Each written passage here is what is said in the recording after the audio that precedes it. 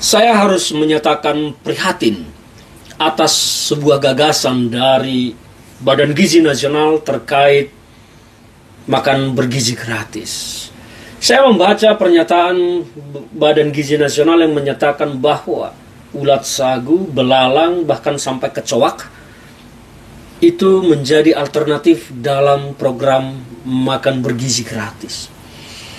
Saya sangat prihatin. Saya memang mengakui bahwa di banyak daerah, di beberapa daerah tertentu, makanan-makanan seperti ini adalah lazim, wajar. Bahkan soal ulat sagu, saya pun waktu kecil, kalau ada di kampung saya itu pohon aren yang tumbang, kita berusaha mencari ulat sagu di sana karena memang enak, nikmat, proteinnya tinggi. Belalang juga saya makan. Tetapi persoalannya ini adalah program makan bergizi gratis, bukan soal kuliner ekstrim. Bagi saya, makanan tersebut adalah ulat sagu, belalang itu adalah kuliner ekstrim. Yang tentu mungkin anak-anak kita belum pada mau memakannya. Atau mungkin mereka merasa geli atau merasa tidak nyaman memakan makanan seperti itu. Kalau soal bicara kandungan gizi, tentu apapun di dunia ini memiliki kandungan gizi. Jangankan belalang, jangankan ulat sagu, semut pun punya kandungan gizi. Tapi persoalannya adalah kita mau menghadirkan program ini menjadi program yang baik, ataukah hanya sekedar program mengisi perut supaya kenyang tanpa mengerti filosofi dasar program makan bergizi gratis ini. Makan bergizi gratis ini saya harus mengajari Badan Gizi Nasional. Filosofi program makan bergizi gratis ini adalah investasi jangka panjang terhadap generasi kita. Meskipun sebetulnya kalau ini diuji, belum tentu program ini akan berhasil menjadi investasi jangka panjang terhadap peningkatan daya pikir, daya kesehatan anak-anak kita. Karena apa? Kalau melihat sekarang, apa yang dilakukan pemerintah tentang makan bergizi gratis ini, kemungkinan saya duga besar, gizinya justru lebih buruk dari apa yang dimakan oleh anak-anak kita selama ini. Gizinya justru di bawah standar apa yang dimakan oleh anak-anak ini ketika di rumah. Atau mungkin bekal yang mereka bawa selama ini ke sekolah dari rumah. Jadi soal bicara tentang makan bergizi gratis ini harus kembali kepada filosofi dasarnya bahwa ini kita mau menghadirkan sebuah program jangka panjang membuat masyarakat kita, anak-anak kita mendapat asupan gizi yang cukup dengan gratis dari negara. Bukan soal lagi hanya bicara tentang kelaparan. Kalau bicara tentang kelaparan memang motivasinya adalah mengenyangkan perut. Singkong pun mengenyangkan perut. Ubi, labu, macam-macam bisa mengenyangkan perut. Tapi sejauh mana itu akan mampu membuat anak-anak ini menjadi generasi yang punya kehandalan berpikir, IQ, kecerdasan yang tinggi, fisik yang kuat. Karena itu yang menjadi pertimbangan kita melakukan makan bergizi gratis ini. Saya berharap bahwa pemerintah mengevaluasi program ini supaya kembali ke filosofi dasarnya tentang makan bergizi gratis ini adalah untuk investasi jangka panjang, menghadirkan generasi negara kita, generasi penerus kita yang cerdas, fisiknya kuat, sehat. Sehingga kita harapkan generasi ini akan mampu bersaing dengan generasi-generasi global negara-negara lain.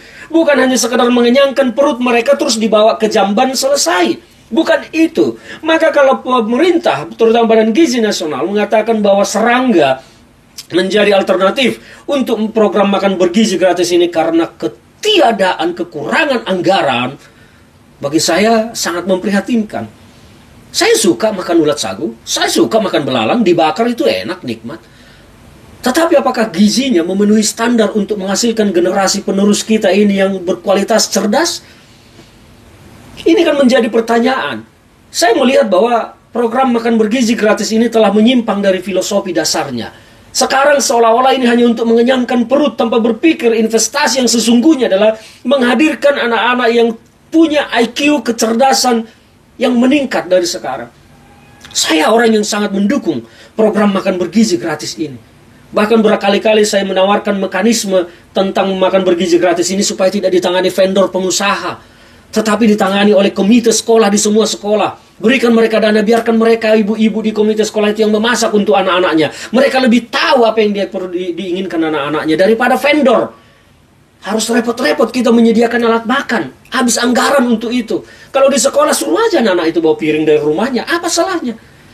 Jadi kembali kepada soal serangga. Saya orang yang tidak setuju dan menolak serangga dijadikan bagian dari makan bergizi gratis di sini. Karena menyimpang dari filosofi dasar program ini.